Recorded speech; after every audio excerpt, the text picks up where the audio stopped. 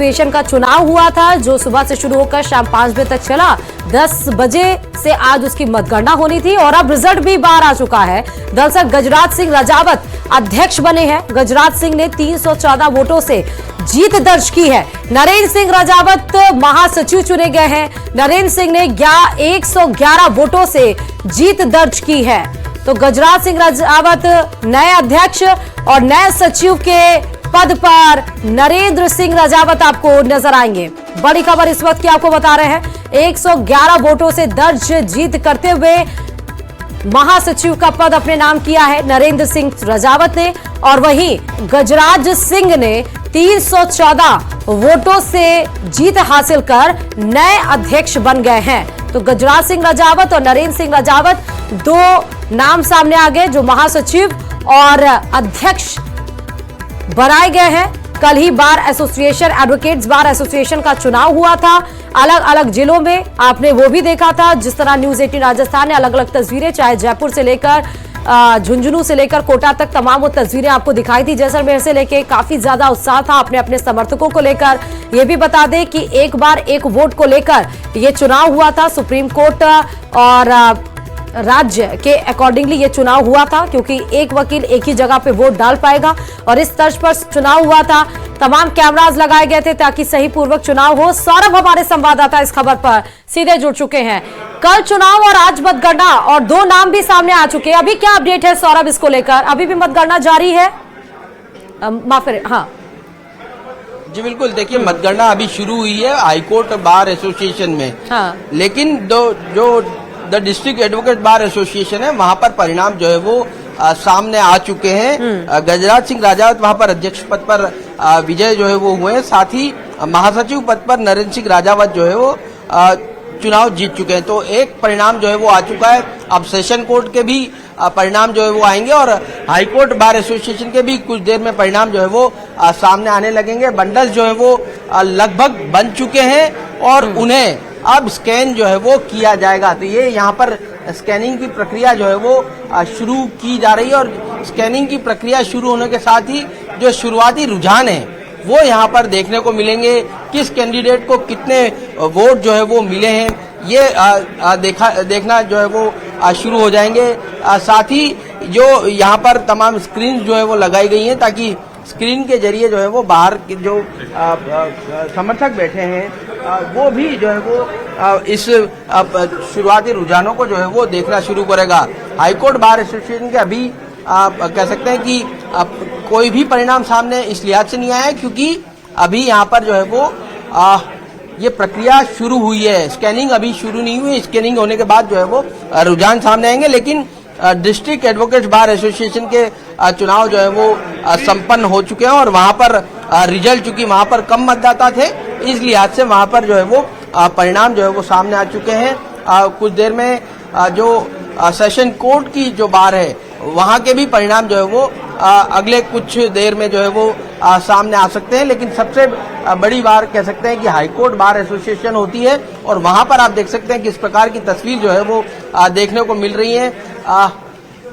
ये बंडल जो है वो लगभग बन चुके हैं। तो शुरुआत कह सकते हैं कि अब किसी भी पल जो है वो स्कैनिंग शुरू होने के साथ ही परिणाम जो है वो सामने आने लगेंगे। परिणाम यानी शुरुआती रुझान जो है वो सामने आने लगेंगे। तो तमाम लोगों की जो एक तरह से 5000 तो यहाँ पर वोटर्स हैं और उन्होंने वोट डाले, तो तमाम वोटर्स की नज़र जो है यहाँ पर बनी हुई है। साथ ही इस हाईकोर्ट बार एसोसिएशन को काफ़ी महत्वपूर्ण इस लिहाज से माना जाता है क्योंकि बड़ी बार है और पूरे राजस्थान की नज़र है। तो पूरे राजस्थान के वकीलों की नज़र जो है वो यहाँ पर है। प्रशासनिक अधिकारी भी संभवतः यहाँ पर नज़र गड़ाए बैठे हैं कि आखिर कौन जो है वो इस बार एसोसिएशन का अध्यक्ष जो है वो चुना जाता है, कौन महासचिव होता है, उपाध्यक्ष पद पर किसे जीत जो है वो मिलती है। और देखिए आप ये देख सकते हैं कि बंडल्स पूरे बन चुके हैं। यहाँ पर बंडल जो है वो अब पूरे बन चुके हैं और स्कैनिंग के लिए भी बंडल जो है वो पहुँच गए हैं। तो किसी भी पल अब ये तस्वीर सामने आने लगेगी कि आखिर किस प्रकार का रुझान जो है वो सामने आते हैं। आप देख सकते हैं कि जो स्कैनर के पास जो स्कैनर कर्मी हैं वो बंडल्स को लेकर स्कैनिंग के पास जो है वो स्कैनर के पास जो है वो पहुंच चुके हैं और अब दूसरी पेटी जो है वो खोली जा रही है। दूसरी पेटी के जो मतपत्र हैं उन्हें जो है वो बाहर निकाल लिया गया है, यानी अब इनकी भी बंडल्स जो है वो बनाए जाएंगे और इनको भी अब स्कैन किया जाएगा। तो पहले सौरभ ये बताइए कि अब ये दूसरा बन चुके, हाँ ये दूसरा बंडल खुल गया है, कितनी देर में रिजल्ट आ जाएगा? क्योंकि बहुत जल्दी जिस तरह डिस्ट्रिक्ट का रिजल्ट आ गया बार एसोसिएशन का, वैसे इसके रिजल्ट कब तक आ पाएंगे? कितनी देर का इंतजार करना पड़ेगा? देखिए इसमें समय इस लिहाज से लगेगा क्योंकि यहाँ पर 5000 वोटर हैं, जबकि जो डिस्ट्रिक्ट बार थी वहाँ पर जो है वो कम वोटर हैं और इस लिहाज से वहाँ पर जल्दी परिणाम आ गया। मैं आपको बता दूं कि जो डिस्ट्रिक्ट बार एडवोकेट्स की थी वहाँ पर सिर्फ 1800 वोटर टोटल थे और कुल 1653 वोट जो है वो पड़े हैं और यानी 90% वोटिंग हुई है, लेकिन महज 1600 वोट थे। तो कह सकते हैं कि बहुत जल्दी वहाँ के परिणाम जो है वो सामने आ गए। द बार एसोसिएशन है उसके भी करीब 4000 वोट जो है वो पड़े हैं, तो वहाँ पर भी कुछ समय जो है वो लगेगा, लेकिन हाईकोर्ट के जो परिणाम है वो आने में थोड़ा समय इस लिहाज से लगेगा क्योंकि पहले जो है वो बंडल्स बनाए गए हैं और उसके बाद स्कैनिंग होगी और मतदाता जो है वो ज़्यादा है, इस लिहाज से कुछ समय जो है वो लगेगा। लेकिन सिर्फ बंडल बनाने में कह सकते हैं कि समय एक तरह से लग रहा है, बाकी स्कैनिंग की प्रक्रिया में माना जा रहा है कि ज़्यादा देर जो है वो नहीं होनी चाहिए। जैसे ही स्कैनिंग होगी साथ ही रुझान जो है वो सामने आने शुरू हो जाएंगे। जी कोर्ट के बाहर भी कल जिस तरह सौरभ आपने दिखाया था कि हलचल थी, अपने अपने समर्थकों को लेकर काफी ज्यादा उत्साह था, आज क्योंकि मतगणना हो रही है, आज हलचल किस तरह से बाहर नजर आ रही है? देखिए आज की खास बात यह है कि आज जो है छुट्टी का दिन है और छुट्टी का दिन है तो वही वकील जो है वो पहुंचे जो प्रत्याशी के बहुत ज्यादा नजदीक के कह सकते हैं कि सपोर्टर हैं, वही लोग जो है वो यहाँ पर पहुंचे हैं। लेकिन जैसे जैसे रुझान आने लगेंगे, माना जा रहा है कि करीब 1 बजे के आसपास जो है वो यहाँ पर अच्छी खासी संख्या जो है वो देखने को मिलेगी और जबरदस्त उत्साह जो है वो देखने को मिलेगा। हालांकि अभी भी कुछ जो समर्थक हैं वो यहाँ पर पहुँच चुके हैं, बाहर वो इंतजार कर रहे हैं कि वो कब जो है वो रुझान जो है वो शुरू हो जाए। तो ये अब रुझान जो है वो शुरू होंगे और यहाँ पर सौरभ नजर बनाए रखिए, आपसे अपडेट लेते रहेंगे। बहुत शुक्रिया तमाम जानकारी देने के लिए। और अब बड़ी खबर हैदराबाद से आपको बताते चले, जहां चंचलगुड़ा जेल से रिहा होने के बाद एक्टर अल्लू अर्जुन अपने घर पहुंचे हैं। अल्लू अर्जुन हैदराबाद के चंचलगुड़ा जेल में बंद थे, रिहाई के बाद वो अपनी कार से घर पहुंचे हैं। अल्लू अर्जुन पूरी रात जेल में रहे। जेल प्रशासन के पास हाई कोर्ट के ऑर्डर की कॉपी पहुंचने के बाद भी उन्हें रात में ही रिहा नहीं किया गया, जिसकी वजह से अभिनेता अल्लू अर्जुन को पिछली रात जेल में बितानी पड़ी। बताते चले कि पुष्पा 2 की स्क्रीनिंग के दौरान हैदराबाद के भगदड़ में हुई थी, जिसमें एक महिला की मौत हो गई थी और इस केस में मुकदमा दर्ज हो गया था। और उसके बाद बीते शुक्रवार को अल्लू अर्जुन को उनके घर से जाकर पुलिस ने गिरफ्तार किया था। 50,000 मुचलके के साथ रिहा किया गया है और 14 दिन की न्यायिक हिरासत में इनको लिया गया था, लेकिन हाई कोर्ट ने हालांकि 50,000 मुचलके के साथ इनको रिहा कर दिया और अपने कार से अब अपने घर पहुंचे हैं। जैसे ही घर पहुंचे, देखिए उनके फैंस तो लगातार खुश हुए भी और दुआ भी मांग रहे थे कि अल्लू अर्जुन बाहर आए, लेकिन जैसे वो अपने घर पे पहुंचे, अपनी माँ, अपने वाइफ, अपने बच्चों को सीधे उन्होंने गले भी लगाया और मीडिया से वो रूबरू भी हुए। उन्होंने कहा कि जो हुआ वो दुखद घटना थी, नहीं होना चाहिए था, उसके लिए उनको खेद भी है। लेकिन अपने घर के बाहर जैसे पहुंचे, उसके बाद ये तस्वीरें देखिए, व्हाइट टी शर्ट में जो आपको नजर आ रहे हैं अल्लू अर्जुन, ये इनके घर के बाहर की तस्वीरें हैं। अपने घर वो सकुशल पहुंच चुके हैं, अपनी कार से ही वो अपने घर पहुंचे हैं, क्योंकि जमानत तो मिल गई थी कल ही, लेकिन क्योंकि रात हो चुका था, पुलिस उनको रात में ही जेल में बितानी पड़ी। उसके बाद आज मीडिया से जैसे बाहर आए, रूबरू हुए, घटना को लेकर उन्होंने दुख भी जताया और अपने फैमिली से मुलाकात करते हुए, गले लगाते हुए ये सीधे तस्वीरें आपको दिखा रहे हैं अल्लू अर्जुन के घर के बाहर की।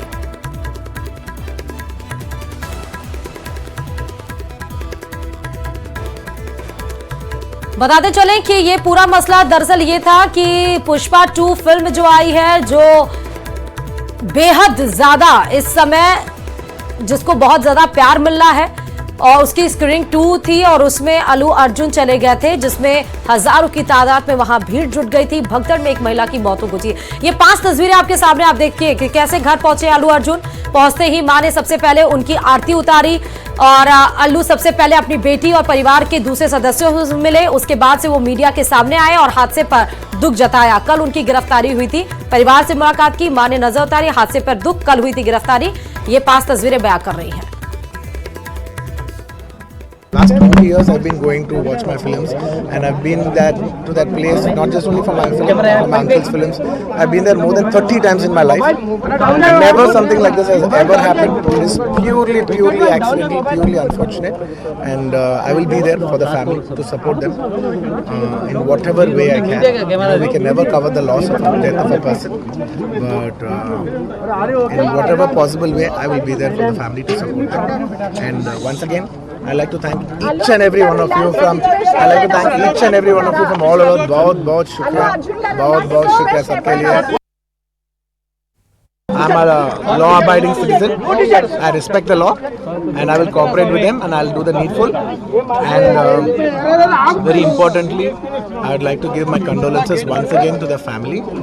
It is very unfortunate that we went to watch a film, and there was an accident. You know, that is totally unintentional. We went to watch a movie, and due to an unfortunate accident, there's been a loss of a person, and we're always very sorry for whatever's genuinely happened. और वहीं आपको ये भी बताते चले कि चंचल गुड़ा jail से रिहा होने के बाद एक्टर अल्लू अर्जुन अपने घर पहुंचे। अल्लू अर्जुन के घर पहुंचने की खबर मिलते ही साउथ की फिल्म इंडस्ट्री से जुड़े लोगों का जुबली हिल्स में मौजूद उनके घर पर पहुंचना जारी है। सबसे पहले फिल्म पुष्पा के डायरेक्टर सुकुमार से मिलने पहुंचे। सुकुमार पुष्पा 1 और पुष्पा 2 फिल्म के निर्देशक हैं। साउथ की इंडस्ट्री से तमाम लोग अल्लू अर्जुन से मिलने पहुंचे हैं।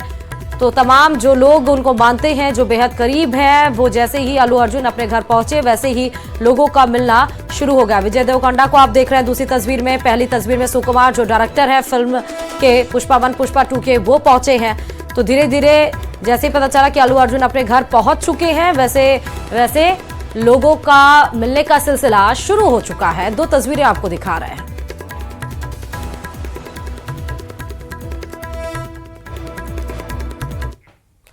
और इधर लखनऊ कोर्ट ने लोकसभा में नेता प्रतिपक्ष राहुल गांधी को तलब किया है। बड़ी खबर आपको इस वक्त की बता रहे हैं। एसपीजीएम 3rd कोर्ट ने राहुल गांधी को 10 जनवरी 2025 को बतौर आरोपी तलब किया है। सावरकर पर आपत्तिजनक टिप्पणी का यह पूरा मामला है और इसमें कोर्ट ने राहुल गांधी को पहली नजर में 2 समूहों के बीच सद्भाव बिगाड़ने का आरोपी माना है। राहुल गांधी पर महाराष्ट्र के अकोला में प्रेस कॉन्फ्रेंस के दौरान वीर सावरकर पर आपत्तिजनक टिप्पणी करने का यह आरोप है।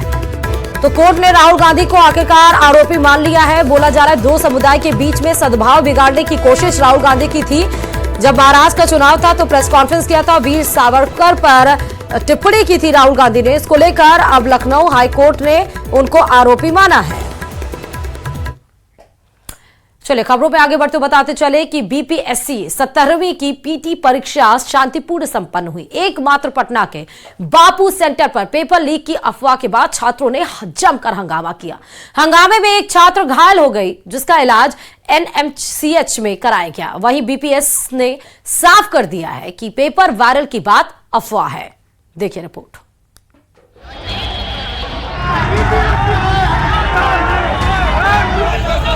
हंगामे की ये तस्वीर पटना के बापू परीक्षा केंद्र की है। और लोग एग्जाम दे रहे हैं और हम लोगों को सर ऊपर में क्वेश्चन 12-30 तक नहीं मिला है। नहीं। कुम्हरार के बापू परीक्षा भवन में प्रश्न पत्र वायरल होने की अफवाह के बाद अभ्यर्थियों ने जमकर हंगामा किया। 4 क्वेश्चन ऊपर से सील थे, क्वेश्चन के पैकेट, और ये सबसे नीचे में जो था सील क्वेश्चन जो था, इसका सील पूरा खुला हुआ था। आरोप ये भी है कि 12 बजे से परीक्षा होनी थी, लेकिन आधे घंटे बाद भी कई छात्रों को क्वेश्चन पेपर नहीं मिला, और जब आधे घंटे के बाद परीक्षार्थियों को पेपर मिला तो प्रश्न पत्र सील नहीं थे। लोग पूछ रहे हैं, कम से कम आधा घंटा बीत गया, पूछ रहे हैं क्वेश्चन कहाँ गया, तो आ रहा है। उसके बाद हम लोग बाहर निकले तो देखे क्वेश्चन फेंका हुआ है। हंगामे की खबर मिलते ही पटना डीएम सहित जिले के कई बड़े अधिकारी बापू परीक्षा सेंटर पहुंच गए और छात्रों को समझाने की कोशिश की। पूरा कैंपस खाली कराइए जो पुलिस है, और बाहर भी देखिए, न्यूसेंस नहीं होना चाहिए। उस प्रकार से जब प्रश्न पत्र पहुंचाए गए तो वही 12:15 बजे के आसपास लड़कों ने इसे प्रश्न को उठाकर और जो वहां इन्विजिलेटर थे उनके समक्ष से लेते हुए प्रश्न पत्र हंगामा करते हुए बाहर आए, जिसमें कुछ छात्रों के द्वारा ये हंगामा खड़ा किया गया। परीक्षा खत्म होने के बाद बीपीएससी ने बाकायदा प्रेस कॉन्फ्रेंस कर पेपर वायरल की बात को अफवाह बताया और हंगामा करने वालों पर कार्रवाई की बात कही। वायरल होने का कोई प्रश्न नहीं है, ना सोशल मीडिया पर, ना यूट्यूब चैनलों पर, ना और किसी जगह से इसकी कोई शिकायत मिली है। ना प्रूफ की तो मैं बात ही नहीं कर रहा हूँ, शिकायत भी हम लोग को नहीं मिली। अब सवाल है कि जब पेपर वायरल ही नहीं हुआ तो फिर छात्रों ने हंगामा क्यों किया? इस पर डीएम ने बताया कि एक कमरे में 273 छात्रों के बैठने की व्यवस्था थी। पेपर के एक बंडल या कहें कि एक बॉक्स में 192 पेपर ही आते हैं। ऐसे में बाकी बचे छात्रों के लिए दूसरे कमरे से पेपर मंगाना पड़ रहा था, जिसको लेकर छात्रों में कंफ्यूजन हुआ। न्यूज 18 के लिए पटना से रजनीश, अमित, संजय और शैलेंद्र के साथ ब्यूरो रिपोर्ट। और चलिए अब बात अजमेर से बड़ी खबर की करते हैं, जहां आयुर्वेद विभाग में कंपाउंडर की भर्ती होगी। जी हां, 740 पदों पर जूनियर नर्स की वैकेंसी निकली है। 16 दिसंबर से आप ऑनलाइन आवेदन कर सकते हैं, जो भी इसमें इंटरेस्टेड है। ऑनलाइन आवेदन की आखिरी तारीख 15 जनवरी होगी। 740 पदों में से नॉन टीएसपी क्षेत्र के लिए 645 पद है। टीएसपी क्षेत्र में 90 और सहरिया क्षेत्र के लिए 5 पद रिजर्व किए गए हैं।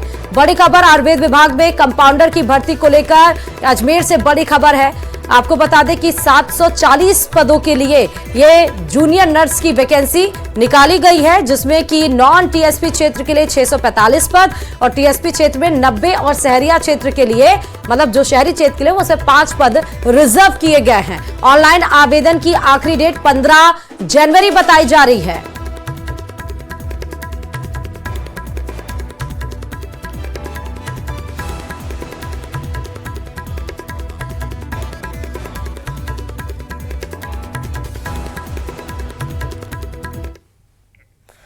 और आज दिल्ली कूच करेंगे किसान। जी हां, शंभू बॉर्डर से दिल्ली की तरफ कूच करते हुए आपको किसान नजर आएंगे। बड़ी खबर आपको इस वक्त की बता रहे हैं। एमएसपी की कानूनी गारंटी की लगातार मांग किसानों के द्वारा की जा रही है। शंभू बॉर्डर से दिल्ली की तरफ आज कूच करेंगे और सुरक्षा के पुख्ता इंतजाम शंभू बॉर्डर पर किए गए हैं। इसके पहले भी कोशिश की गई थी, लेकिन पुलिस ने उनको रोक लिया था।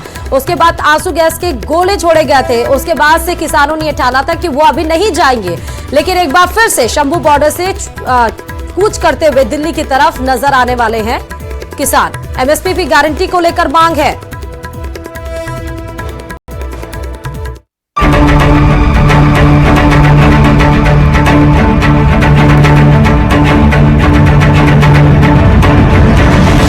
दिल्ली कूच पर घमासान जारी। किसानों के दिल्ली कूच को लेकर घमासान जारी है। किसान दिल्ली कूच से पीछे हटने को तैयार नहीं है। शंभू बॉर्डर पर किसान नेताओं ने शुक्रवार को प्रेस कॉन्फ्रेंस की।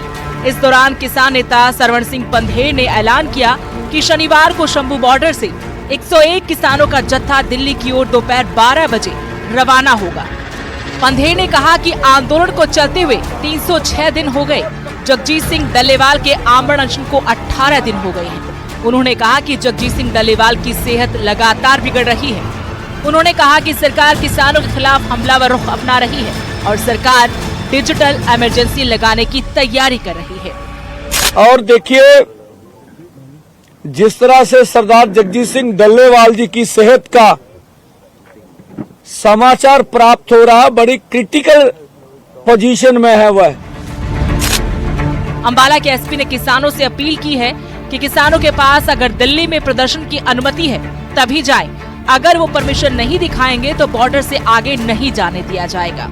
वहीं अंबाला के डीसी ने संगरूर के डीसी को चिट्ठी लिखकर ये मांग की है कि बॉर्डर पर ऐसे इंतजाम होने चाहिए जिससे कानून व्यवस्था ना बिगड़े। अंबाला डीसी ने संगरूर के डीसी से अनशन कर रहे किसान नेता जगजीत सिंह डल्लेवाल को मेडिकल मदद मुहैया कराने की भी मांग की है।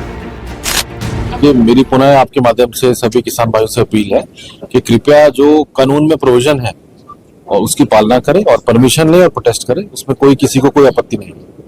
ये जैसा आप जानते हैं ये मैटर जो NH-44 को रास्ता खोलने के संबंध में ऑलरेडी एक पिटीशन सुप्रीम कोर्ट में लंबित है और 24 जुलाई से का जो आदेश है माननीय सुप्रीम कोर्ट का, उसमें क्लियर कट स्टेटस को मेंटेन करने का आदेश दिया गया है।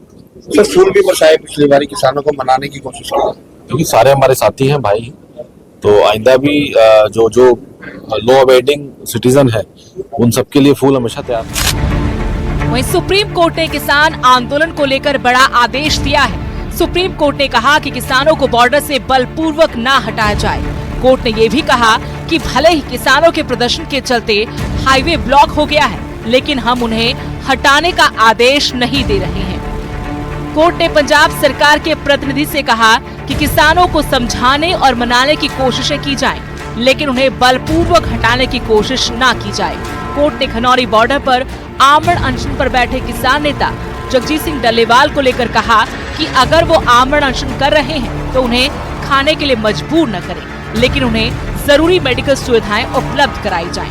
वहीं सुप्रीम कोर्ट ने प्रदर्शन करे किसानों से गांधीवादी तरीका अपनाने की सलाह दी है और अस्थायी रूप से विरोध स्थगित करने और राजमार्गों से हटने को कहा है।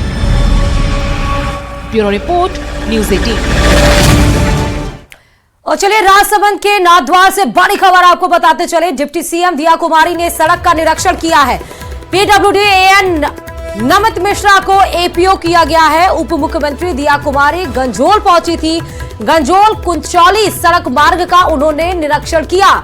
सड़क निर्माण में खामी मिलने पर नाराजगी जताई गई डिप्टी सीएम दिया कुमारी के द्वारा। सैंपल और जांच रिपोर्ट तलब की गई है और इस दरमियान जब सीसी सड़क पर खामियां मिली तो उस दरमियान जो पीडब्ल्यूडी के एएन थे नमित मिश्रा, उनको तुरंत एपीओ कर दिया गया है और जांच सैंपल भेजे गए थे, उसकी रिपोर्ट भी तलब की गई है। बड़ी खबर आपको, और आप ये देखिए रिएक्शन देखिए डिप्टी सीएम का, आपको फेशियल एक्सप्रेशन देखकर ही पता चल जाएगा कि वो नाराज है कमियां मिलने पर। अचानक से निरीक्षण किया और उसके बाद वो दरअसल वो गुंजौल पहुंची थी, तो गुंजौल कुंचौली पहुंचकर ही उन्होंने सड़क मार्ग का निरीक्षण किया और उस दरमियान जो कमियां पाई गई उस पर नाराजगी जताते हुए उन्होंने पीडब्ल्यूएएन नमित मिश्रा को एपीओ कर दिया है और उसके बाद से सीसी सड़क का सैंपल और जांच रिपोर्ट भी तलब की गई है।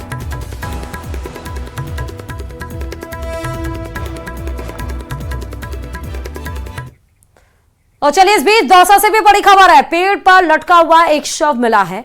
मंडावरी थाना क्षेत्र के बगड़ी गांव की यह घटना बताई जा रही है, जहां एक मृतक व्यक्ति की पहचान अभी तक नहीं हो पाई है। मंडावरी थाना पुलिस मौके पर पहुंच गई है, मामले की जांच में जुटी है।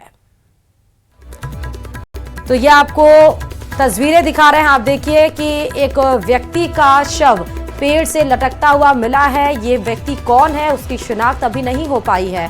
हालांकि पुलिस मौके पर पहुंच गई है और जांच में जुटी हुई है। मंडावरी थाना क्षेत्र के बगड़ी गांव की ये पूरी घटना है।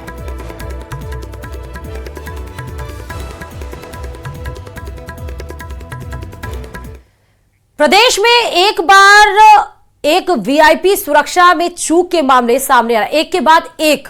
दरअसल राजस्थान में सीएम भजनलाल की सुरक्षा में 11 दिसंबर को ही चूक का मामला अभी ठंडा भी नहीं हुआ था कि एक बार फिर से ऐसी ही घटना सामने आई, जहां पर deputy CM doctor Premchand Bairwa के साथ एक घटना घटित हुई। दरअसल चित्तौड़गढ़ से जयपुर लौटते वक्त डिप्टी सीएम के काफिले में एक ट्रक ड्राइवर ने कैंटर घुसा दिया। बता दें कि इससे पहले उपराष्ट्रपति जगदीप धनखड़ के काफिले में भी एक ट्रक घुस गया था। सीएम के काफिले में ये कार घुसी है, डिप्टी सीएम के काफिले में ये टैंकर घुसा हुआ है, जिसकी तस्वीरें आपके सामने हैं। तो सीएम के काफिले पर जो घुसी कार थी वो आपको तस्वीरें नजर आ रही हैं। डिप्टी सीएम के काफिले में जो टैंकर ये घुसा था वो तस्वीरें आपको नजर आ रही हैं। उपराष्ट्रपति के काफिले में जो ट्रक घुसा था वो भी तस्वीरें आपको नजर आ रही हैं। मुख्यमंत्री भजनलाल शर्मा की सुरक्षा में चूक का भी मसला सामने आया था और अभी इस बीच आपने देखा था, तो ये सीधे तस्वीरें आप देखिए कि जो भी वीवीआईपीज हैं उनकी सुरक्षा में चूक का मसला थमने का नाम ही नहीं ले रहा है। दिल्ली में विधानसभा चुनाव से पहले बीजेपी और आम आदमी पार्टी के बीच सियासी गर्मी बढ़ गई है। दिल्ली बीजेपी के नेताओं ने इलेक्शन कमीशन से मुलाकात कर आम आदमी पार्टी के खिलाफ 5000 पन्नों के सबूत दिए। आरोप लगाया गया कि केजरीवाल की पार्टी रोहिंग्या और अवैध बांग्लादेशियों को पनाह दे रही है। इससे पहले बुधवार को अरविंद केजरीवाल ने चुनाव आयोग से मिलकर दिल्ली में साजिशन और वोट काटे जाने की शिकायत की थी और आरोप बीजेपी पर लगाया था। अरविंद केजरीवाल का आरोप है कि हजारों की संख्या में दिल्ली के वोटरों का नाम वोटर लिस्ट से हटाया जा रहा है और इसके बाद अब चुनाव आयोग ने दिल्ली के मुख्य चुनाव अधिकारी को निर्देश दिया कि जल्द ही दोनों पार्टियों की शिकायतें की जांच की जाएगी।